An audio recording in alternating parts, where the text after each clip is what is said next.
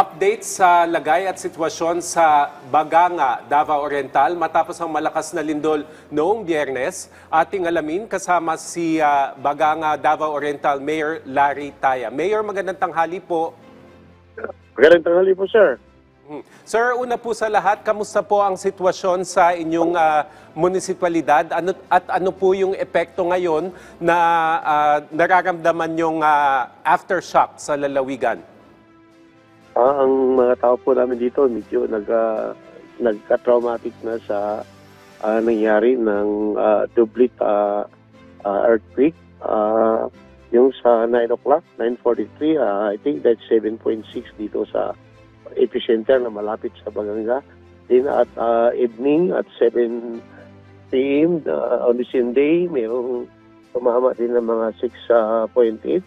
At hanggang ngayon, just recently, mga after 1 hour from here, this time, meron namang dalawang mga 4 plus at saka 5 plus na intensity ng lindol, yung mga aftershock.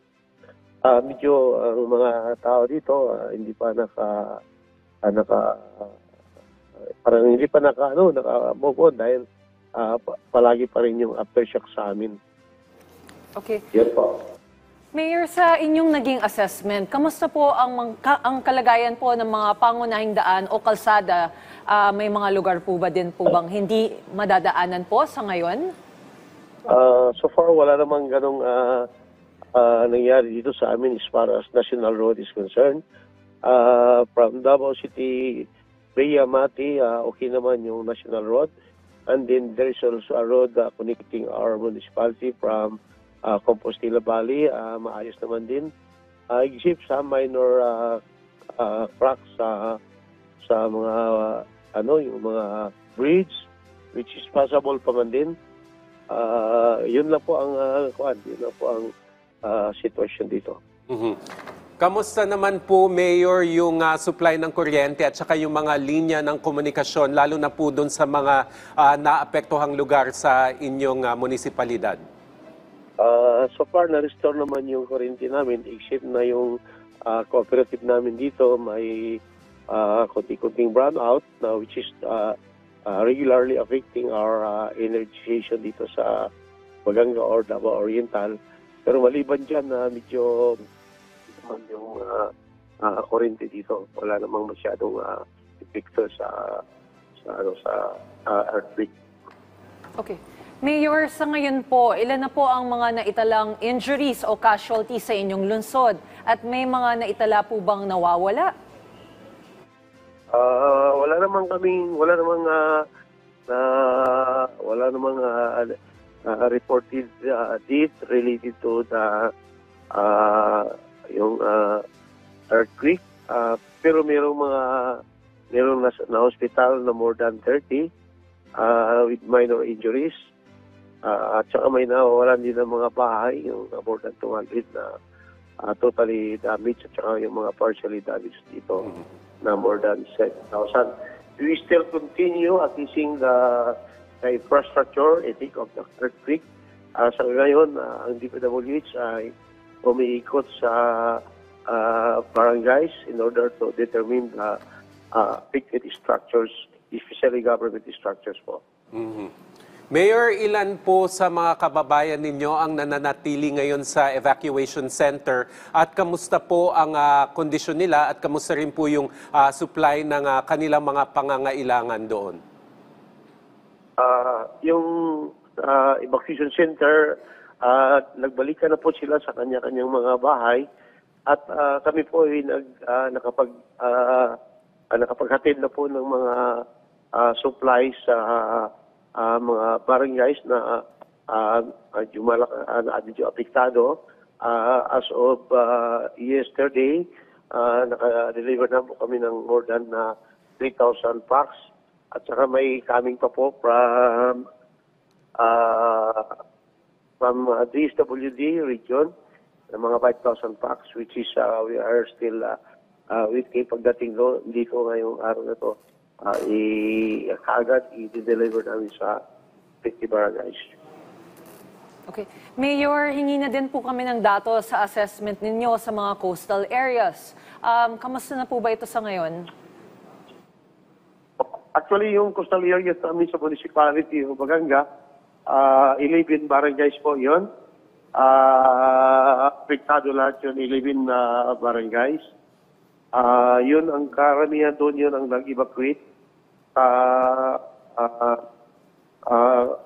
sa mga evacuation center at saka mga yung mga bulubundokin namin dito na may mga roads, doon sila karamihan ang may doon. Doon sila nag-resettle. Sa ngayon, Mayor, suspendido pa rin po ba ang face-to-face classes sa Davao Oriental? At kung suspendido pa rin po, paano po tinitiyak ng gobyerno, ng LGU, ang kapakanan ng mga mag-aaral? As of today, starting today, nagpalabas po kami ng American Provincial sa lahat ng paralan na huwag muna silang bumalik sa paralan kasi nasa shoreline kasi kami. Nasa tabing dagat ang karamihan sa barangay namin, na 11 barangays sa municipality Baganga. So, hindi pa kami nakasiguro kung ano talaga ang mangyayari. Kaya, sinabihan na rin namin, i-advise na namin ang DepEd na huwag munang magpapasok until sa time na medyo masettle na yung situation dito. Kasi hanggang ngayon, palagi pa rin yung aftershock. Tuloy-tuloy pa rin. Okay. Mayor, ano po ang inyong mga hakbang ngayon para po sa mabilis na rehabilitasyon po ng inyong lungsod? Kahapon, nag-meeting kami. Dito si President Marcos dito sa Davao Oriental. At meron siyang mga presidential order to attend to the needs of the people in the affected area, in particular dito sa Manay, Tarragona, or all of Davao Oriental. And lahat naman ng yung mga regional directors attending the consultation. At saka nag-respond naman yung DSWD. Andito sa akin ngayon ang DSOD. And we will be constructing yung mga temporary shelter to at least doon sa mga constituents natin na nagkaroon ng total damage na mga bahay. Mm-hmm. Bilang panghuli na lang siguro, Mayor, mensahe nyo na lamang po sa inyo mga kababayan, lalo na po sa mga umaasa sa tulong ng gobyerno para makabangon at kung saan din po sila pwedeng makipag-ugnayan para po sa karagdagang assistance. Ayun po, we advise our constituents na mag-report on time whatever happens to the respective barangays insofar as the effect of the earthquake is concerned. Ano naman po, palagi naman namin ina-advisean sila, and our barangay captains is practically active sila na nagmamanman sa namin sa area namin, in particular dito sa mga tabing dagat po. Okay, Mayor, maraming salamat po sa inyong oras. Baganga Davao Oriental Mayor Larry Taya.